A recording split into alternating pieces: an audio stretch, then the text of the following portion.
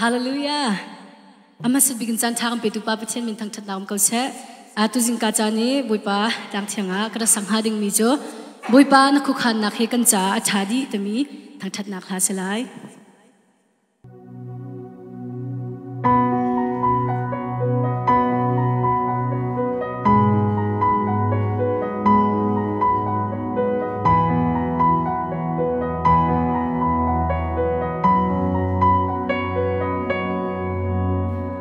Achana these ramlaga na kashwai nang chu kanun nak tin sinak na Achana lingle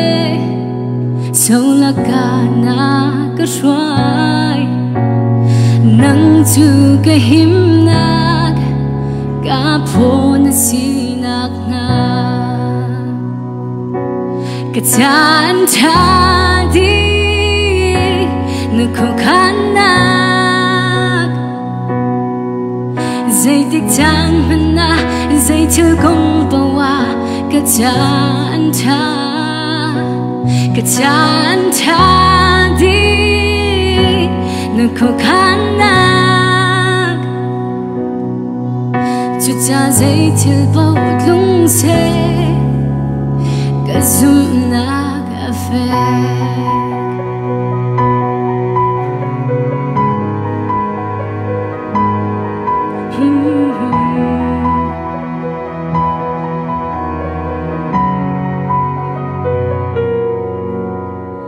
Achana muinak har kong na kashwai nang chu kalam cha May in sinak na Achana klicha Di ledlad na gashwai Oh nang tu kahim nak Boy na sinak na Kachan thadi Nukho khanak Zay tik chan mana zay chil kong bawa Kachan thadi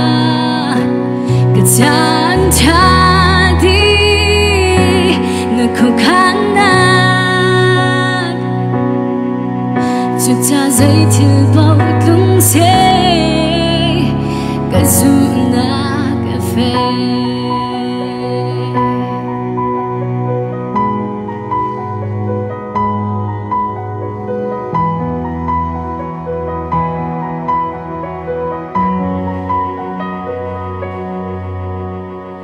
Achana khoi li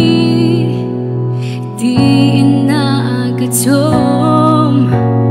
Zay zong ngay tu boy Na si kang hal nak nga Oh kang hal lâu la chua Na ka pe chan zong nga Zay zong ngay tu boy Na si na kan Kachan thadi boy va nukho khanak Zay tik chan mana zay chil kong bawa Kachan thadi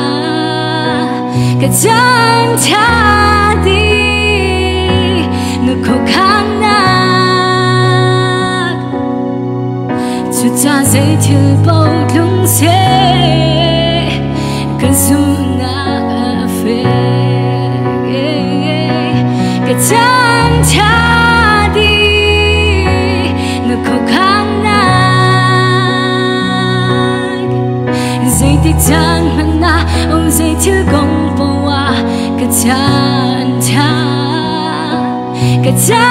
thadi boy va nukho khanak Chucha zay chil baw lung se Kazum na kafe Chucha zay chil baw